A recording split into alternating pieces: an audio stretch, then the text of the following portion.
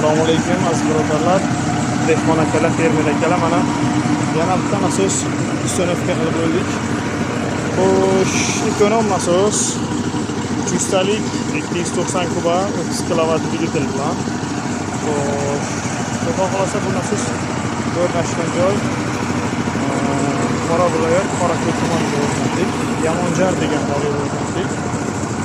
Yamonjar o'zimizni Qorako'l tumanida. Xo'sh, 300 talik nasos 790 kuba 30 kilovatlik dvigatel. Juda ekonom, juda ekonom. Buni qiziq tarafi, hozir montaj qilib bo'ldik. Buni xudo xolasa buni davlat to'kiga ulamasdan quyosh panelida ishlatmoqchimiz. Xudo xolasa fermer akamiz 100 kilovatlik quyosh panel qo'ygan. Shuni 45 kilovatda inverter qo'yib mana shu quyosh panelda qo'shmoqchi. Mana bu yoqda 250 talik deb turibdi dizelni salarishini. 250 talik bitta 250 talik ikkita. Mana o'sha joyda turbasi ko'rinib turibmi yo'qmi? O'sha yerda bitta 250 talik dizelnisi bor.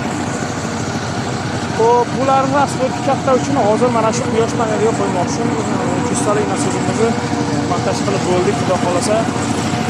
So'rish chiqishiga 24 metr turib ketdi. O'rdak yo'llari, stoykalar bilan qilib qo'yganmiz.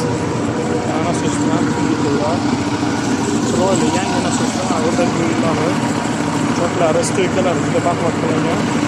Xudo xolasa tegini beton qilamiz deydi.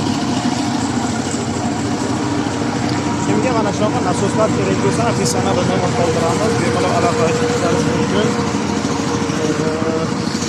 Juda ekonom elektr energiya mana bu kunda elektr energiya qimmat. Xo'p, mana 250 talik, 250 talik. Buni turbasi kichikroq. Mana bu nasos stansiya. O'zi katta kardaniga ulangan bittasi. Ikkinchisi ham salarish motor qo'ygan 28 motor. Mana biz qo'ygan nasos. Hozircha mana bu o'zini elektr shitiga qo'yamiz. Xudo xolasa inverterlarni o'rnatsalar, keyin pulni qo'shib beramiz. Choklarni stiklab ko'tarib qo'yganmiz. Xo'sh, mana bu yoqda quyosh panellari bor. O'sha quyosh panelga qo'yib, xudo xolasa qo'sh taraddamiz. Xo'sh, mana transformator. Mana liniya uzib tashlangan, vysoklidan liniyadan o'z transformatorda to'ki yo'q.